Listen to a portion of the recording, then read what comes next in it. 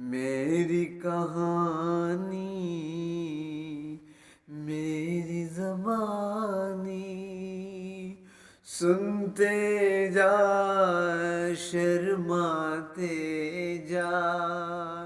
हालांकि है बात पुरानी, सुनते जा, शर्माते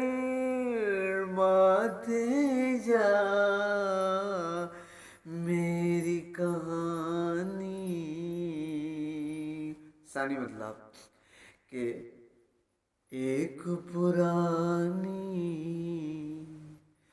प्रेम कहानी, सुनते जा, शर्माते जा।